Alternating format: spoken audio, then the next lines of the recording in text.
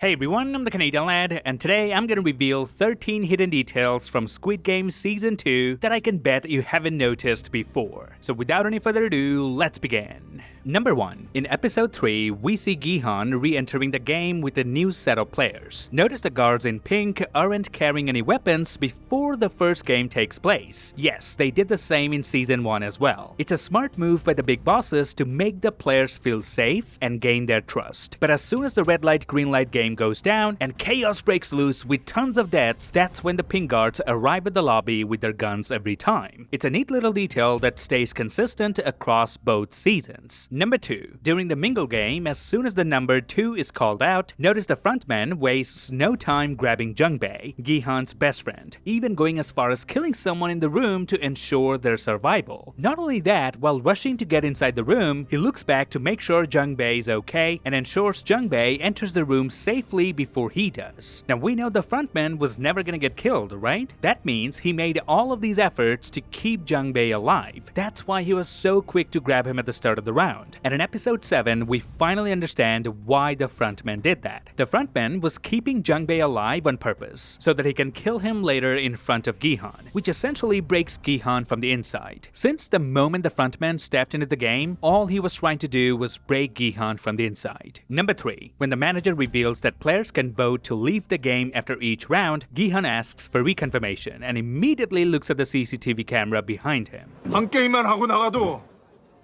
상금을 받을 수 있다는 말인가요? 그렇습니다.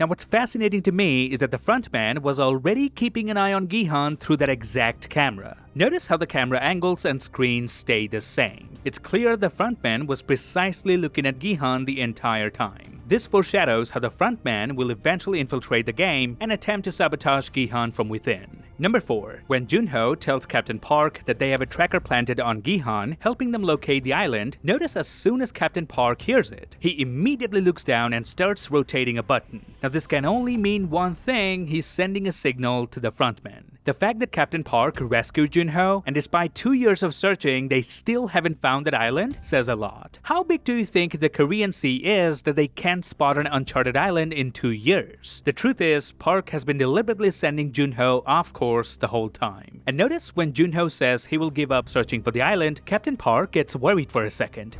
그래서 이제 그만하려고요.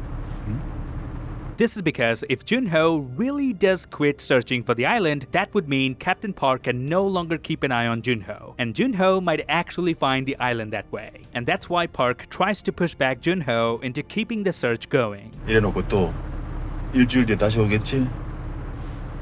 Number 5. Season 2 gives us a much closer look at the pink guards. Unlike Season 1, where their masks kept them completely mysterious, here we see more of their world, even showing how they're being forced into these roles as well. It turns out, just like the players drowning in debt, the pink guards are also in it for the money. This season gives them more depth, making them feel more human compared to the first season. That's why this time around, we catch glimpses of their faces peeking through their masks, therefore humanizing them. Number 6. In the red light, green light game, when everyone realizes that lives are truly at stake and players genuinely die for breaking the rules, notice how the son immediately jumps into action to protect his mother when green light is called. He quickly shields her, putting himself in front. But later, during the mingle game, the same son abandons her. This small detail highlights how drastically human behavior can change when there's a huge amount of money at stake. Although later he regrets leaving his mother behind, but the fact remains that he did abandon her at that moment. Number 7. In Episode 7, when Gi-hun tells the team that they should fight the creators of the game instead of fighting each other, Dae-ho asks this.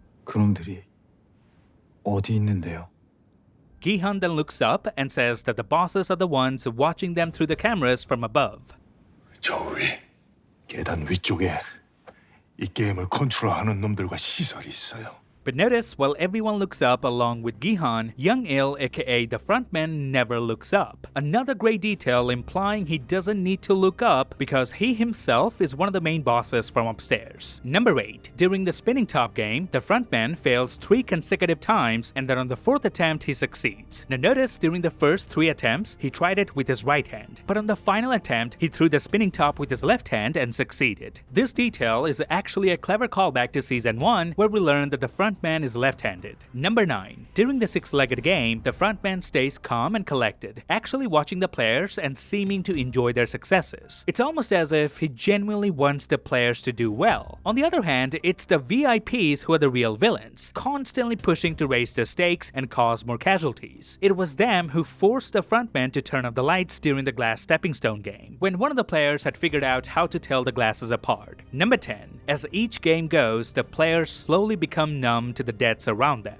In the first round, they're terrified. By the second, they've calmed down. But by the third round, they're stepping over blood, leaving bloody footprints on the floor, all while joking and smiling. This slow shift in human nature is brilliantly captured in the season. And of course, huge credits to director Dong-hyuk Kwang for pulling it off so effectively. Number 11. When player 246, the father with the sick daughter, is killed, notice we never see his body fall to the ground. Also, the guard who shoots him initially aims at his heart, but when the shot is fired, the gun is pointed lower, indicating this is probably Noel trying to protect player 246 by shooting him in a non-lethal area. And since we know that they harvest the organs of players who are still barely alive, so it's very likely that in Season 3, we will probably see Noel infiltrating this room and rescuing player 246. Which brings me to my next detail, number 12. I believe Kang Sabok from Season 1 and Kang Noel from this season might be connected in some way. They're both North Korean defectors, but there's more. If you look at the meanings of their names, it suggests something deeper. Sabok means dawn, and Noel means sunrise in Korean. Now, this could be a coincidence, but I don't think director Dong-hyuk Kwang would do that, because it's pretty common in Korea for siblings to have names based on similar theme or concept. So in Season 3, we might discover that Kang Sabok and Kang No-woo are actually sisters. And please take this with a grain of salt, this is just my personal theory. Number 13. In Episode 6, when one of the trapdoors explodes, notice Captain Park doesn't flinch at all, while the other two standing next to him are visibly startled by the loud noise. Another hidden clue that Captain Park is evil and knew what's coming. Big shout out to my friend Paul from Heavy Spoilers for spotting this. To be honest, Season 2 may not be as good as Season 1, but it was still very solid. The main problem with Season 2 is its predictability. Let me explain what I mean. Having the frontman actively participating in the game, while we the audience already know who he is, removes a lot of the suspense. We know he's gonna survive, no matter how tough the game gets. So as a writer, you need to come up with clever ways for him to survive, instead of relying on simple twists like in Season 1, where Il-nam turned out to be the mastermind behind it all. We are also always expecting the frontman to betray Gi-hun at some point, since he's clearly the villain. That's why the timing and the manner of this betrayal need to be really creative, which limits the writer's options here. But despite these challenges, director and writer Dong-hyuk Kwang has done a fantastic job. For instance, when the frontman kills another player to protect Jung-bae, or when he votes to stop the game at a moment where the audience expects a twist, these are really well-written scenes. In fact, the frontman is probably the best written character in the show so far. One example is when the mother is abandoned by her son and the frontman calls it out, the mother raises her voice and shouts at the frontman, all while he quietly listens and then apologizes. 남들한테 당하면 당했지 어디 가서 남들한테 해코지는 한 번도 한 적이 없습니다. 말씀 함부로 하지 마세요. 죄송합니다. 그런 뜻은 아니었습니다.